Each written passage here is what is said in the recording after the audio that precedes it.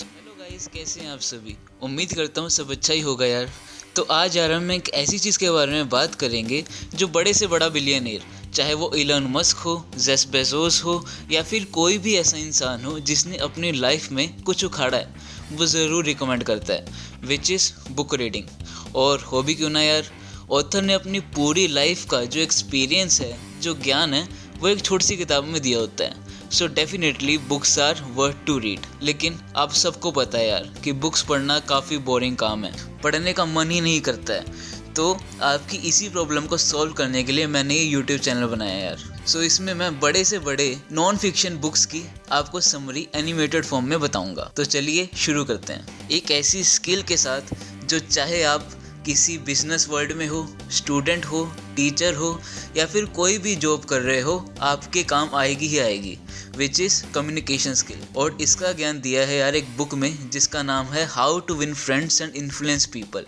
सो आज उसी बुक की हम समरी बताएंगे। सो इस बुक को ऑथर ने 4 पार्ट्स में डिवाइड किया है, जिसमें से फर्स्ट पार्ट में ऑथर ने कुछ ट्रिक्स एंड टेक्निक्स बताई हैं जिससे के साथ आप किसी के भी साथ कम्युनिकेशन बिठा सकते हो। सो इसमें से पहली ट्रिक है डोंट क्रिटिसाइज एनीवन। अब ऐसा क्यों? क्योंकि यार 99% ऑफ द टाइम्स पीपल अपनी गलती को एक्सेप्ट ही नहीं करते हैं। तो यार हम ह्यूमंस की एक टेंडेंसी होती है, एक नेचर होता है कि जब भी हमें कोई क्रिटिसाइज करता है तो हम बैकफुट पे चले जाते हैं, डिफेंसिव मोड में चले जाते हैं और अपने आप को सही प्रूव करने में लग जाते हैं। और यही झगड़े को जन्म देता है, और झगड़ा कभी भी एक अच्छा कम्युनिकेशन नहीं हो सकता है। एक सर्वे में पाया गया कि 99% ऑफ द क्रिमिनल्स जो जेल में हैं वो अपनी गलती एक्सेप्ट ही नहीं करते हैं। वो ऐसा सोचते ही नहीं है कि उन्होंने कुछ गलत किया है, और चाहे उनका अपराध गंभीर से गंभीर क्यों ना हो। एक दूसरे सर्वे में बताया गया कि एनिमल्स जिनको उनकी गलती के लिए क्रिटिसाइज किया जाता था, पनिश किया जाता था, वो कभी भी उस चीज़ को सीख ही नहीं पाए। और वहीं दूसरे एनिमल्स जिनको उनके अच्छे काम के लिए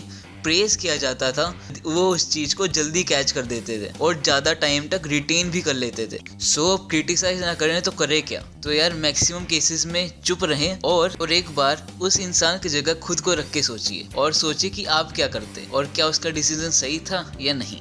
ये ज़रूर एक बेनिफिशियल रिजल्ट आपको प्रोवाइड करेगा। Second trick, give honest appreciation. So इस दुनिया में हर कोई तारीफ का भूखा होता है, सबको कभी ना कभी तारीफ चाहिए ही होती है। एक सर्वे में एक लिस्ट निकाली गई थी कि पीपल्स को क्या चाहिए। उनमें से कुछ चीजें थी health, food, sleep, shelter, money और फीलिंग ऑफ इम्पोर्टेंस। जी हाँ, फीलिंग ऑफ इम्पोर्टेंस। यही फीलिंग ऑफ इम्पोर्टेंस है जो हमें और एनिमल्स को अलग बनाती है। क्यों? क्योंकि अगर आपने जब हॉर्स राइडिंग देखी होगी तो हॉर्स और उसका ओनर दोनों जीतते हैं, लेकिन उस मेडल से क्या उस हॉर्स को कुछ फ़र्क पड़ता है? जी नहीं। लेकिन उसके ओनर को काफ़ी प्राइड महसूस होता है और काफ़ी अच्छा महसूस होता है, तो एक फीलिंग ऑफ इम्पोर्टेंस महसूस होती है। सो यही फीलिंग ऑफ इम्पोर्टेंस है जिन्होंने कुछ लोगों को इतिहास में कुछ महान महान काम करने के लिए प्रेरित किया और कुछ लोगों को क्रिमिनल्स भी बना दिया।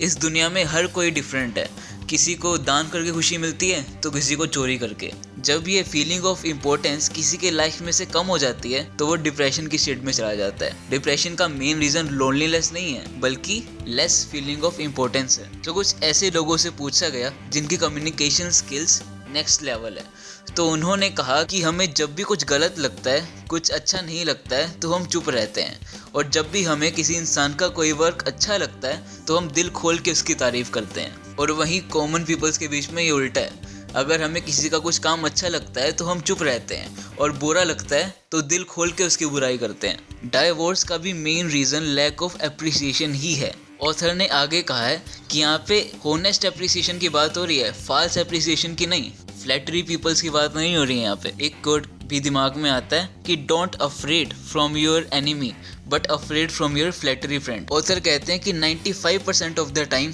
हम सिर्फ खुद के बारे में सोचने में ही निकाल देते हैं। वहीं अगर हम उसमें से थोड़ा सा टाइम किसी की अच्छी चीज़ों के बारे में सोचने के बारे में लगाएं तो हमें फ्लैटरिंग की ज़रूरत ही नहीं पड़ेगी। Third technique is think from the others perspective.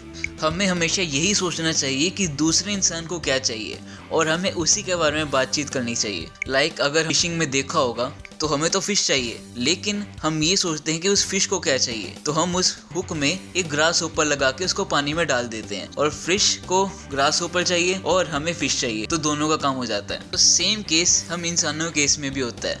अगर हम ये सोचें कि दूसरे इंसान को क्या चाहिए तो और हम उसी के बारे में बात करें तो ये एक इफेक्टिव कम्युनिकेशन बनाता है। 95% ऑफ द टाइम हम यही सोचते हैं कि हमें क्या चाहिए, लेकिन अगर हम ये सोचें कि दूसरे इंसान को क्या चाहिए तो ये हमारी काफ़ी प्रॉब्लम्स को सॉल्व कर सकता है। कैसे? लाइक आप कोई भी जॉब कर रहे हो, आप मार्केटिंग में हो, बिजनेस में हो, एंटरप्रेन्योर हो या फिर कोई भी जॉब कर रहे हो, अगर आप ये नहीं सोचोगे कि आपके कस्टमर्स को क्या चाहिए आपसे, तो आप कभी भी अपनी जॉब में अच्छा नहीं कर पाओगे। अगर आपने बचपन में देखा होगा तो हमारे पेरेंट्स भी यही करते हैं, उन्हें आपसे कुछ काम करवाने होते हैं लाइक रोज बाथिंग, स्टडिंग एक्सेट्रा, लेकिन उनको ही पता होता है कि बच्चे ऐसे तो करेंगे नहीं। वो ये सोचते हैं कि हमें क्या चाहिए, सो वो हमें लालच देते हैं लाइक बाईसाइकिल, चॉकलेट एक्सेट्रा, और हम वो काम तुरंत कर देते हैं। सो समरी सो फार, अभी तक हमने क्या सीखा? सो प्रिंसिपल 1 है डोंट क्रिटिसाइज एनीवन, क्योंकि 99% ऑफ द टाइम्स वो एक्सेप्ट ही नहीं करेगा अपनी गलती।